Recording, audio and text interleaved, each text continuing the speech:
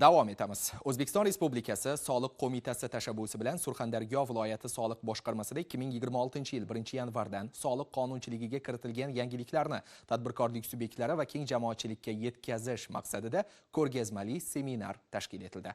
Hozir shu haqda Surxondaryo viloyati soliq boshqarmasida O'zbekiston Respublikasining soliq va byudjet siyosatining 2026-yilga mo'ljallangan asosiy yo'nalishlari qabul qilinganligi munosabati bilan ayrim qonun hujjatlariga o'zgartirish va qo'shimchalar kiritish to'g'risidagi qonuni mazmun mohiyatini tadbirkorlar, ommaviy axborot vositalari vakillari hamda keng jamoatchilikka yetkazish maqsadida seminar tashkil etildi. Unda soliq qo'mitasi hamda viloyat soliq boshqarmasi mutaxassislari tomonidan 2026-yilga mo'ljallangan soliq siyosati konsepsiyasi doirasida soliq qonunchiligiga kiritilgan muhim o'zgarishlar haqida ma'lumot berildi. 2026-yilda soliq to'lovchilar uchun qanday imkoniyatlar yaratilyapti?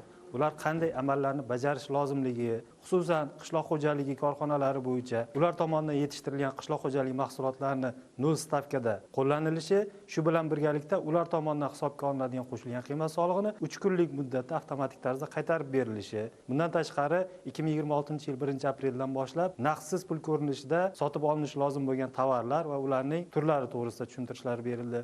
Soliq qo'mitasi mutaxassislari bilan yuzma-yuz o'tkazilgan ushbu uchrashuv biz tadbirkorlar uchun juda manfaatli bo'ldi. Uchrashuv davomida 2026-yil 1-yanvardan boshlab bir nechta soliq turlari bo'yicha soliq hisobotlarini o'z vaqtida taqdim etmaganlik taqdirda endilikda har biri uchun alohida emas, balki barcha hisobotlar bo'yicha bitta jarima qo'llanishi belgilanganligi biz tadbirkorlarni juda quvontirdi. Shuningdek, soliq hisobotlarini kechiktirib taqdim etganlik uchun ma'muriy jarima miqdorining kamaytirilishi ham muhim qaror bo'ldi. Ya'ni kichik tadbirkorlik subyektlarini mansabdor shaxslar uchun jarima bazaviy hisoblash miqdorining 10 baravaridan 3 baravarigacha, fuqarolar uchun esa bazaviy hisoblash miqdorining 3 baravaridan 1 baravariga tushirilmoqda. Biz tadbirkorlar bu imkoniyatlarni mamnunlik bilan qabul qildik. Seminar yakunida soliq hisobotlarini proaktiv tartibda shakllantirish, naqdsiz hisob-kitoblarni kengaytirish, qo'shilgan qiymat solig'ining 0 stavkasi qo'llanilishi hamda raqamli markirovkalash bilan bog'liq masalalar yuzasidan